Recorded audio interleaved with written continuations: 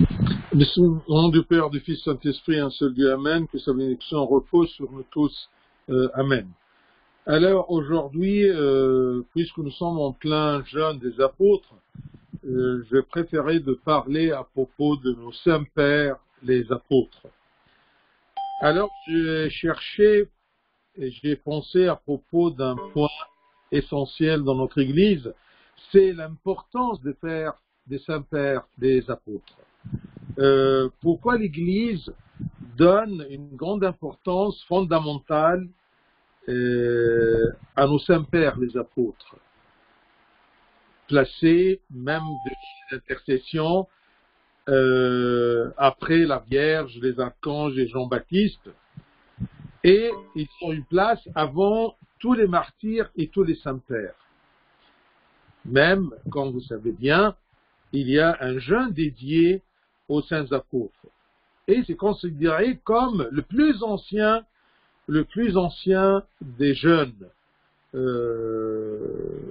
qu'on pratique dans notre Église. Et on le garde jusqu'à maintenant. C'est parce que tout simplement, d'après la tradition biblique, c'est écrit, selon saint Matthieu, que Jésus répondit à ses disciples en disant, les amis de l'époux peuvent-ils s'affliger pendant que l'époux est avec eux? Les jours viendront où l'époux leur sera enlevé et alors ils jeûneront. Tant que le Christ était avec les apôtres sur terre, eh bien, ils n'avaient pas besoin de jeûner. Mais les jours viendront où l'époux leur sera enlevé et alors ils jeûneront. De là, les apôtres, après l'ascension à la Pentecôte, ils ont commencé leur jeûne. Et on a gardé cette tradition dans notre Église, le jeûne des apôtres. Alors, on va chercher ensemble quelle est l'importance des apôtres dans notre Église et dans notre chrétienté. Pourquoi les saints apôtres sont considérés comme des saints et des saints importants dans notre Église. Première chose, on doit connaître à propos des apôtres, c'est que c'est par les apôtres que nous avons reçu la foi. Sans les apôtres et leur mission et leur travail et leur évangélisation, eh bien, nous n'aurons pas eu la foi. Donc, premier point dans l'importance des saints apôtres dans notre Église, c'est que par eux et à travers eux et grâce à eux, nous avons reçu la foi. C'est par eux que la bonne et la pure foi a été propagée dans le monde entier. Et la foi qu'ils nous ont transmise est une foi vraie, authentique, pure. Parce que tout simplement, ils ont reçu cette foi-là du Christ lui-même. Ils ont vécu avec le Christ, ils ont appris du Christ et ils ont transmis cette foi, cette chrétienté aux autres à travers tout le monde. Une foi vraie, authentique, reçue directement du Christ lui-même. Ils l'ont reçu du Christ, soit durant la vie du Christ sur terre, surtout pendant les 40 jours après sa résurrection. C'est écrit selon les Actes des Apôtres, premier chapitre, c'est écrit, se montrant à eux pendant 40 jours et parlant des choses qui concernent le royaume de Dieu. Donc il a passé avec eux, après sa résurrection, 40 jours. Qu'est-ce qu'il faisait?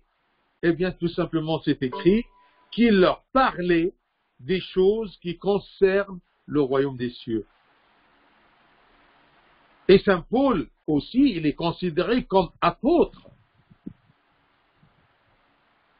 eh bien, il a dit, selon son épître, première épître aux Corinthiens, chapitre 11, c'est écrit que « Car j'ai reçu du Seigneur ce que je vous ai enseigné ». C'est ça, ce que les apôtres ont fait. Ils ont reçu du Seigneur et ils nous ont transmis cet enseignement-là. Car j'ai reçu du Seigneur ce que je vous ai enseigné.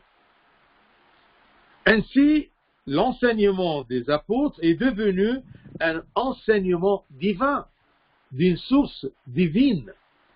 Et en plus de cet enseignement reçu du Christ directement, eh bien, il y avait aussi la révélation de l'Esprit Saint qui a aidé les apôtres à prêcher la foi et à garder la pensée des apôtres, qu'elle soit dans le bon chemin. Ils n'ont pas ajouté quelque chose de faux, mais l'Esprit Saint les a guidés à transmettre la bonne et pure et authentique foi chrétienne. Les apôtres aussi, ils nous ont transmis ce qu'on appelle la tradition apostolique, ce qu'on appelle en arabe le taqlid rasoul, la tradition apostolique. Bien sûr, il y a plusieurs apôtres qui nous ont rien écrit, ou ils nous ont écrit peu de choses. Comme Saint Jean, par exemple, il a vécu 90 ans, et il nous a écrit un évangile et 3 petits épîtres. Et il nous a dit, à travers ces épîtres, par exemple, comme son deuxième épître, c'est un seul chapitre, verset 12. Il a écrit, quoiqu'en j'eusse beaucoup de choses à vous écrire, je n'ai pas voulu le faire avec le papier et l'encre, mais j'espère aller chez vous et vous parler de bouche à bouche, afin que notre joie soit parfaite. Donc, il y avait une tradition apostolique orale, de bouche à bouche. Bien sûr, de bouche à bouche, c'est de bouche à oreille, de bouche à bouche, c'est-à-dire qu'on discutait ensemble, je vous explique, vous posez des questions, c'est ça, la tradition, la transmission ou la tradition orale, de bouche à bouche. Et même Saint Jean, il a dit dans sa troisième épître, versets 13 et 14, c'est un seul chapitre, « J'aurai beaucoup de choses à t'écrire, mais je ne veux pas le faire avec l'encre et la plume. J'espère te voir bientôt, et nous parlerons de bouche à bouche. » Donc, les apôtres nous ont transmis une tradition écrite, que ce soit les épîtres, que ce soit les évangiles, que ce soit Saint Paul avec tous ses épîtres. Ils nous ont transmis une tradition écrite et une tradition orale, une tradition vécue, une tradition pratique. Une tradition écrite et une tradition orale. La tradition écrite est connue sous le nom de la didescaleia. En arabe, on l'appelle la dyscouleia, c'est-à-dire l'enseignement des apôtres.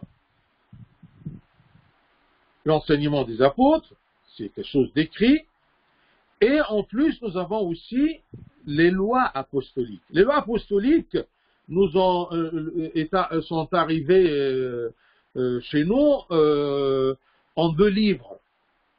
Ce sont à peu près 127 lois apostoliques, publiées par l'édition patristique connue qui s'appelle Patrologia Orientalis.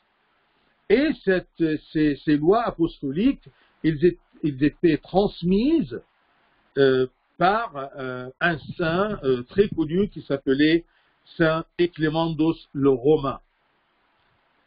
Ça, c'est la tradition écrite.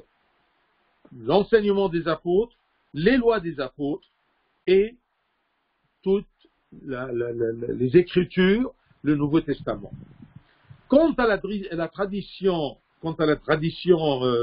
vécue, pratique, orale, eh bien, c'est tout ce qu'ils nous ont laissé dans la vie de l'Église.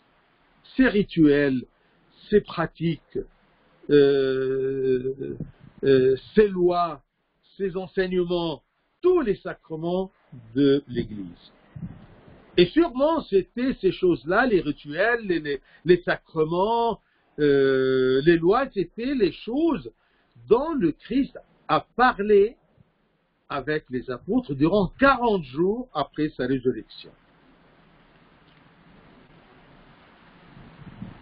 Et Saint Paul, comme exemple d'apôtre, il a écrit à Timothée, son disciple, deuxième épître à Timothée, chapitre 2, verset 2, il a écrit « Et ce que tu as entendu de moi, en présence de beaucoup de témoins, confie-le à des hommes fidèles, qui soient capables de l'enseigner aussi à d'autres. » C'est ça la tradition. C'est ça la tradition apostolique. C'est ça la transmission de la foi d'une façon orale. C'est que l'apôtre parle, enseigne, en présence de beaucoup de témoins, et confie ce qu'il a dit à des hommes fidèles, honnêtes. Et il demande à ces hommes fidèles, honnêtes, de confier aussi, à leur tour, ce qu'ils ont entendu, ce qu'ils ont connu.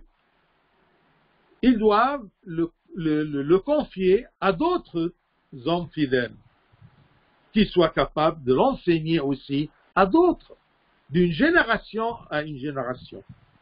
Donc, la source de notre foi, de tout ce qu'on a comme enseignement, ça vient des apôtres. Et c'est ça ce qu'on appelle la tradition apostolique, transmise d'une génération en génération par des hommes fidèles qui étaient capables d'enseigner ce qu'ils ont reçu à d'autres.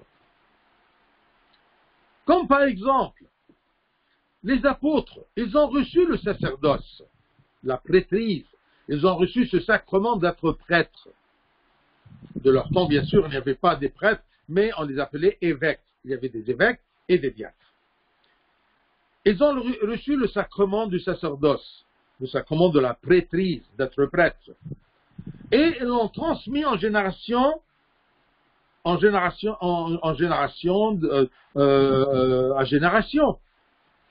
par l'imposition des mains. C'est ce qu'on appelle la succession apostolique.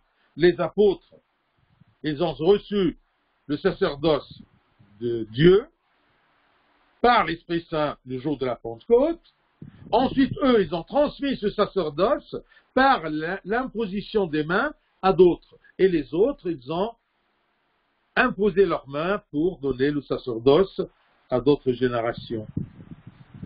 Succession apostolique. Et c'est comme ça qu'on appelle les anciennes églises, comme l'Église catholique, les églises byzantines, l'Église copte, l'Église syriaque, arménienne, ce sont des églises apostoliques, c'est-à-dire qu'ils présentent la succession des apôtres, de point de vue sacerdoce, de point de vue autorité ecclésiastique, et de point de vue foi transmise à travers les apôtres et les pères apostoliques et les générations qui ont suivi les pères apostoliques jusqu'à nos générations. Et c'est pour cela qu'on dit toujours que c'est malheureuse, vraiment, les églises non apostoliques, c'est-à-dire les églises qui n'ont pas une origine apostolique. Il y avait une rupture entre eux et l'ère apostolique.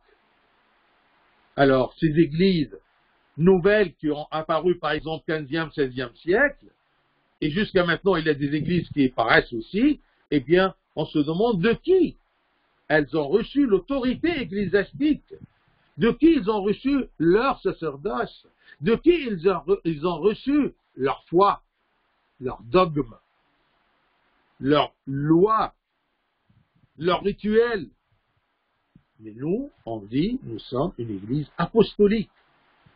on a gardé, on a reçu et on a gardé ce qu'on a reçu des apôtres et des générations successives aux apôtres. C'est ça l'importance des apôtres. Ils nous ont transmis la foi, ils nous ont transmis tout l'enseignement ecclésiastique, l'enseignement de l'Église, et aussi, ces apôtres-là, ils étaient nommés dans les Écritures les piliers de l'Église, les colonnes de l'Église, quelque chose d'important. C'est pour cela que dans les anciennes cathédrales, eh bien, on construisait les églises sur 12 piliers. Et même au Caire, il y a même des chaires de vérité, des lutrins, où le prêtre montait pour donner son sermon. Eh bien, il y a au Vieux Caire, il y a des lutrins qui sont construits de marbre sur 12 petites colonnes qui symbolisent les piliers de l'Église, les fondements de l'Église, les 12 apôtres. Comme c'est écrit aux Galates, chapitre 2, verset 9. Ayant reconnu la grâce qui m'avait été accordée, Jacques, Céphas et Jean, qui sont regardés comme des colonnes, me donnèrent à moi et à Barnabas la main d'association, c'est-à-dire le sacerdoce, et d'être comme eux des apôtres. La main, ils ont imposé leur main, Jacques, Céphas et Jean, ils ont imposé la main sur Paul et Barnabas pour être associés avec eux dans l'apostolat. Me donnèrent à moi et à Barnabas la main d'association afin que nous allassions, nous vers les païens et eux vers les circoncis, pour prêcher la foi transmise du Christ par les apôtres à toutes les générations jusqu'à la nôtre. Même Saint Paul, il dit, à propos de l'importance de l'apostolat, vous avez été édifiés sur le fondement des apôtres et des prophètes. Les fondements des apôtres, le Nouveau Testament, et des prophètes, l'Ancien Testament. Sans oublier que Jésus-Christ lui-même étant la pierre angulaire, la pierre importante dans la construction de l'Église. Et cette Église est construite sur un fondement qui est les apôtres et les prophètes. Le Christ est la pierre angulaire et les apôtres et les prophètes sont les fondements de cette Église-là. Vous avez été édifiés sur le fondement des apôtres et des prophètes. Alors si on trouve des églises qui sont fondées, mais pas sur les apôtres, pas sur la succession apostolique, pas sur l'enseignement apostolique, pas sur la tradition apostolique. Ils disent, on suit tout simplement les Écritures. Oui, mais comment ils comprennent et ils pratiquent ces Écritures-là? Eh bien, ça, c'est la tradition orale. Les apôtres, par leur enseignement et leur loi et leur tradition orale, ils nous ont transmis comment comprendre la parole des dieux, l'Évangile, comment vivre la parole des dieux. L'importance des apôtres, c'est que le Seigneur lui-même les a nommés comme dispensateurs et ambassadeurs pour lui. C'est écrit dans l'épître, première épître de Saint Paul aux Corinthiens, chapitre 4, verset 1, 1 Corinthiens 4, 1. Ainsi qu'on nous regarde comme des serviteurs de Christ et des dispensateurs. Dispensateurs, c'est-à-dire des administrateurs. Wokalaء en arabe. Des dispensateurs des mystères de Dieu. C'est eux qui administrent les sacrements et les mystères de Dieu. Dispensateurs. Et Deuxième épître aux Corinthiens, chapitre 5, verset 20, c'est écrit, nous faisons donc des fonctions d'ambassadeurs pour Christ. Nous faisons donc les fonctions d'ambassadeurs pour Christ, comme si Dieu exhortait par nous, comme si Dieu incitait les gens par nous. Nous vous en supplions au nom de Christ, soyez réconciliés avec Dieu.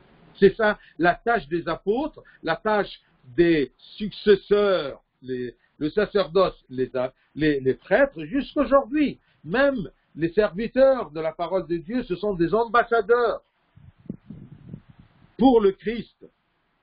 Comme si Dieu exhortait par nous, nous vous en supplions au nom du Christ, soyez réconciliés avec Dieu. C'est ça le rôle de l'Église et les hommes de l'Église et les serviteurs de l'Église, de demander aux gens, de inciter les gens de se réconcilier avec Dieu pour avoir part à l'héritage céleste. Donc les apôtres, ils ont commencé à être des ambassadeurs et des dispensateurs et des serviteurs des mystères de Dieu, des sacrements. Ils prêchaient, soyez réconciliés avec Dieu. Aujourd'hui, on a continué ce que les apôtres ont commencé. On a toujours les mêmes fonctions des apôtres, dispensateurs, ambassadeurs, serviteurs des mystères de Dieu. Aussi, l'importance et la valeur des apôtres, c'est qu'ils étaient des vrais témoins oculaires de tout ce qui s'est passé avec le Christ, de tout ce que le Christ a dit et a fait et accompli sur terre. C'est écrit dans les Actes des Apôtres, chapitre 10, versets 40 et 41. Dieu l'a ressuscité le troisième jour, et il a permis qu'il apparût, non à tout le peuple, mais aux témoins choisis d'avance par Dieu. À nous, qui avons mangé et bu avec lui, après qu'il fut ressuscité des morts. Ce sont des témoins, les apôtres, et ceux qui étaient avec les apôtres. Ils étaient des témoins choisis d'avance par Dieu, pour qu'ils le voient après sa résurrection, qu'ils mangent avec lui, qu'ils boivent avec lui, tout simplement pour être témoins oculaires. C'est écrit selon la première épître de Saint Jean, première épître Saint Jean, verset 1, chapitre 1, verset 1, 1 Jean 1, 1, ce qui était dès le commencement, ce que nous avons entendu, ce que nous avons vu de nos yeux, ce que nous avons contemplé et que nos mains ont touché concernant la parole de vie. Ce sont témoins de ce qu'ils ont vu de leurs yeux et contemplé, touché par leurs mains. Ils ont vécu avec le Christ, ils ont appris de Christ et le Saint-Esprit a gardé ce qu'ils ont reçu en eux pour qu'ils ne se trompent pas. Dieu avait le pouvoir et a le pouvoir de garder ce trésor transmis par ces hommes fidèles qui ont transmis à leur tour ce qu'ils ont reçu. Les apôtres sont très importants parce que tout simplement, c'est Dieu qui les a choisis. Ce n'est pas eux qui se sont allés d'eux-mêmes, mais non, c'est Dieu qui les a choisis. Comme c'est écrit dans les Actes des Apôtres, chapitre 10, qu'ils étaient des témoins choisis d'avance par Dieu. Ce n'est pas des témoins par hasard qui ont passé, ils ont vu, ils ont transmis, non. Ce sont des gens fidèles, connus par Dieu, choisis par Dieu. Dieu les a choisis parce qu'il les connaissait. Ce choix est une exactitude qui n'ont pas servi par intérêt personnel, Ils n'ont pas changé. Ils n'ont pas changé ces vérités de Dieu, non. C'est Dieu qui les connaissait, qui les ait choisis en avance pour qu'ils soient les transmetteurs des mystères de Dieu. C'est écrit selon Saint Jean, chapitre 15, verset 16. Ce n'est pas vous qui m'avez choisi, mais moi, je vous ai choisi. Et je vous ai établi afin que vous alliez, que vous portiez du fruit et que votre fruit demeure. Ce n'est pas vous qui m'avez choisi, mais moi. Je vous ai choisi et je vous ai établi. Établi, c'est-à-dire, je vous ai soutenu afin que vous alliez et que vous portiez du fruit et que votre fruit demeure. Le fruit, c'est l'enseignement, la connaissance des mystères de Dieu. C'est ça le fruit, qu'il y a des gens qui ont connu les mystères de Dieu et ils ont vécu ces mystères de Dieu et ce fruit-là demeure pour les siècles et des siècles jusqu'à le second avènement du Christ. C'est écrit selon l'épître de Saint Paul aux Romains, chapitre 8, versets 29 et 30. Car ceux qu'il a connus d'avance, ce que le Christ a connu d'avance, il les a aussi prédestinés à être semblables à l'image de son Fils, afin que son Fils fût le premier-né entre plusieurs frères. Et ceux qu'il a prédestinés, il les a aussi appelés. Et ceux qu'il a appelés, il les a aussi justifiés. Et ceux qu'il a justifiés, il les a aussi glorifiés. Le Christ a connu d'avance, a prédestiné ses apôtres. Il les a appelés, il les a justifiés, il les a soutenus, il les a glorifiés en leur donnant cette tâche de transmettre la bonne foi, la foi que nous vivions aujourd'hui. Ces apôtres, ce sont eux qui ont reçu l'appel divin de la bouche du Seigneur lui-même. Comme c'est écrit selon saint Matthieu, chapitre 4, versets 19 à 22, ça nous raconte comment de la bouche du Seigneur, il les a appelés. Ils ont reçu cet appel. Comme il marchait le long de la mer de Galilée, il vit deux frères, Simon appelé Pierre, et André son frère qui jetait un filet dans la mer, car ils étaient pêcheurs. Il leur dit, « Suivez-moi. » L'appel de sa bouche. « Suivez-moi, et je vous ferai pêcheurs d'hommes. » Aussitôt, ils laissèrent les filets et le suivirent. De là, étant allé plus loin, il vit deux autres frères, Jacques, fils de Zébédée, et Jean, son frère, qui étaient dans une barque avec Zébédée, leur père, et qui réparaient leurs filets. Il les appela. C'est ça les apôtres. Des hommes fidèles, connus par Dieu, appelés par le Christ lui-même. Il les appela et aussitôt ils laissèrent la barque et leur père et le suivirent. C'est pour cela qu'on a confiance dans ces apôtres et leur enseignement qu'ils nous ont transmis.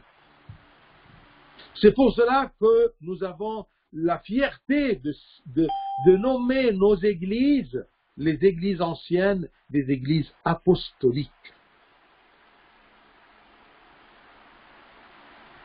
Selon saint Matthieu, chapitre 9, verset 9. De là, étant allé plus loin, Jésus vit un homme assis au lieu des péages, et qui s'appelait Matthieu. Il lui dit, « Suis-moi !»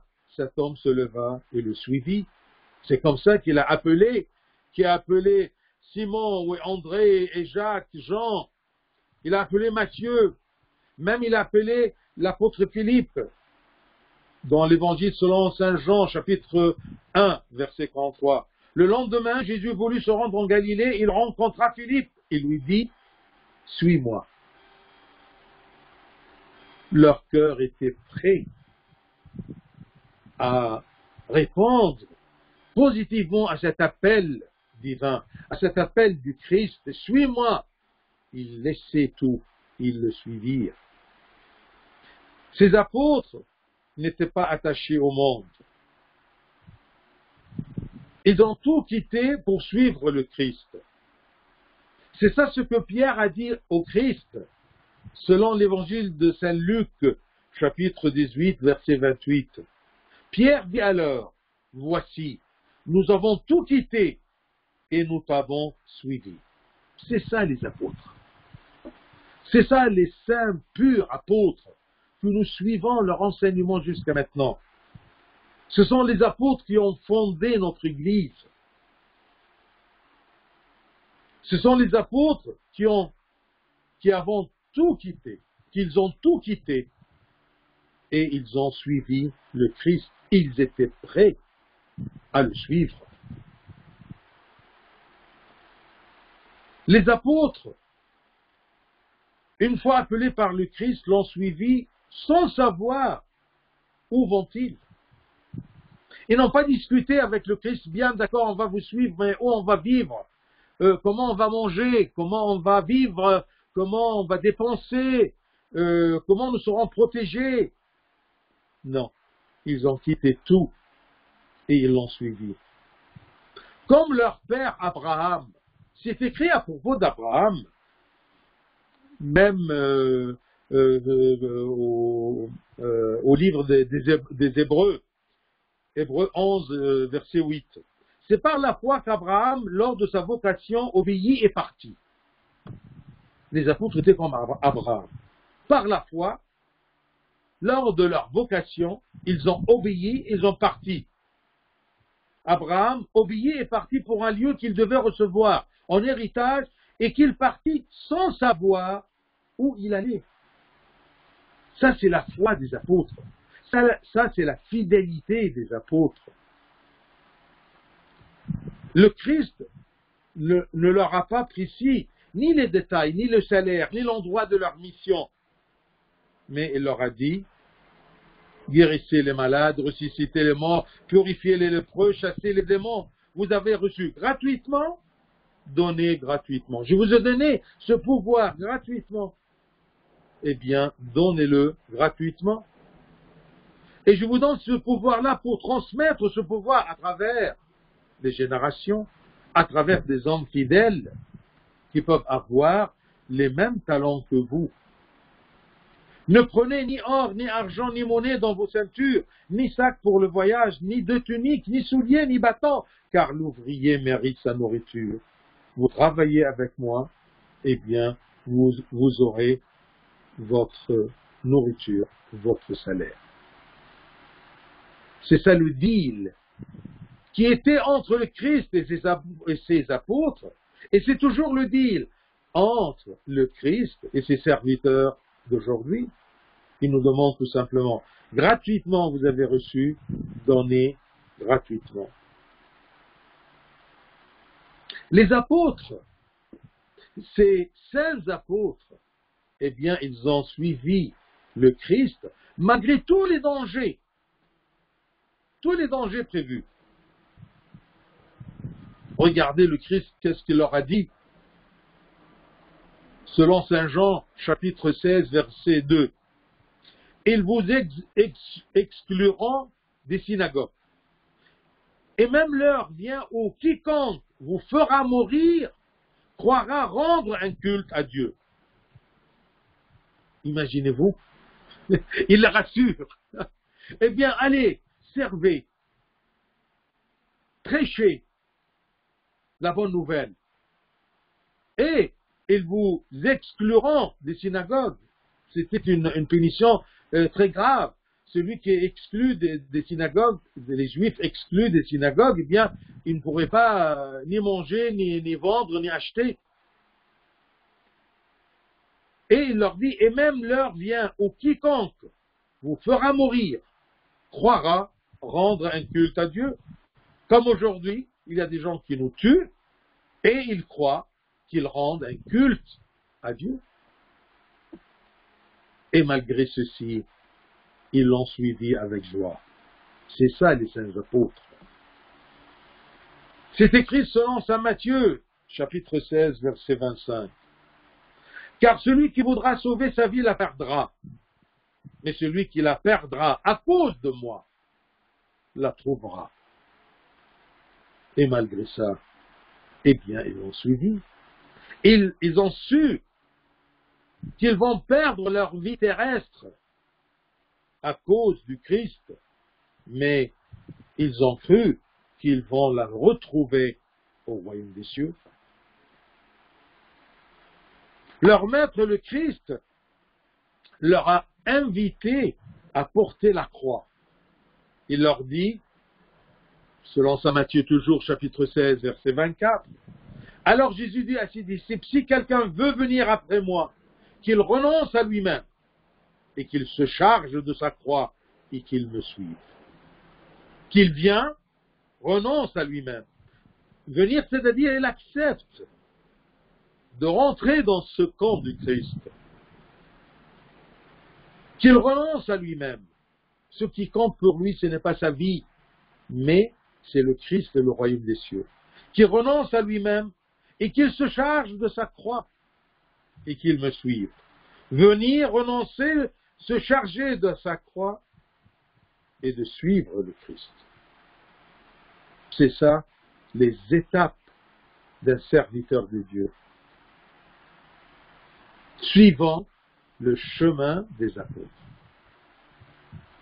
Le Christ leur a expliqué aussi qu'est-ce que c'est la croix. Qu'il se charge de sa croix et qu'il me suive. C'est quoi?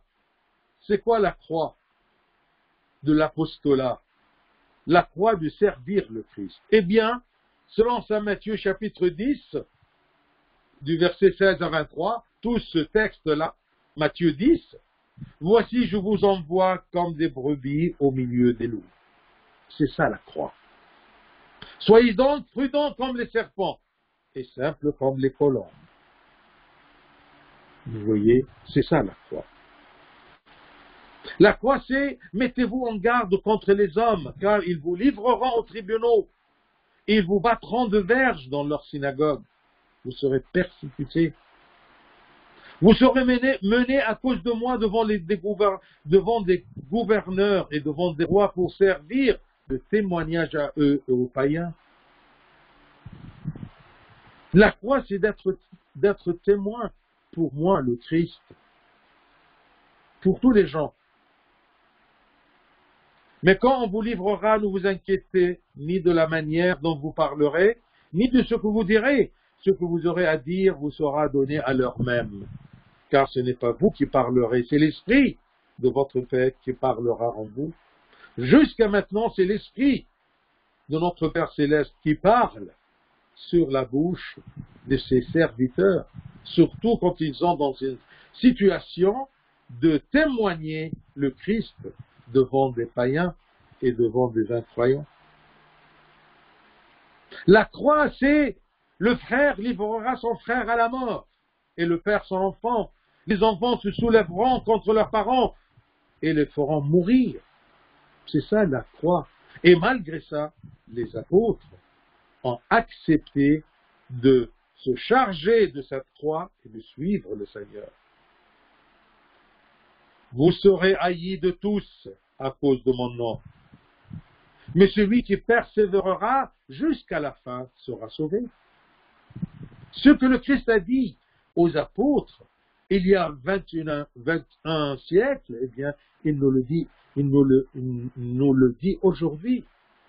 C'est ça notre croix. Qu'on sera persécuté de tous à cause du nom du Seigneur, à cause de notre témoignage, à cause de notre comportement comme chrétien. Mais celui qui persévérera jusqu'à la fin sera sauvé. Les apôtres ont persévéré jusqu'à la fin. Et c'est pour cela qu'ils sont sauvés et qu'ils sont glorifiés aujourd'hui par nous, parce qu'on connaît leur valeur. Il leur a dit, quand on vous persécutera dans une ville, fuyez dans une autre. Je vous le dis en vérité, vous n'aurez pas achevé de parcourir les villes d'Israël, que le Fils de l'homme sera venu. Celui qui ne prend pas sa croix et ne me suit pas n'est pas digne de moi. C'est ça le pacte entre le Christ et ses serviteurs, depuis les apôtres et la succession apostolique. Celui qui ne prend pas sa croix, et vous avez entendu la croix, il n'a rien caché. Celui qui ne prend pas sa croix et ne me suit pas n'est pas digne de moi. Et malgré tout cela, les apôtres l'ont suivi avec joie. J'espère, mes chers frères et sœurs, que vous avez compris la valeur des apôtres. Pourquoi on les glorifie dans notre Église? Pourquoi on appelle l'Église de Christ une Église apostolique qui est fondée sur la pierre angulaire et fondée sur les apôtres et les prophètes? On aime les apôtres et on leur reconnaît que ce sont eux qui nous ont transmis la bonne et pure foi authentique. Que le Seigneur nous donne la bénédiction de ces saints apôtres durant leur jeûne. Gloire au Seigneur éternellement. Amen.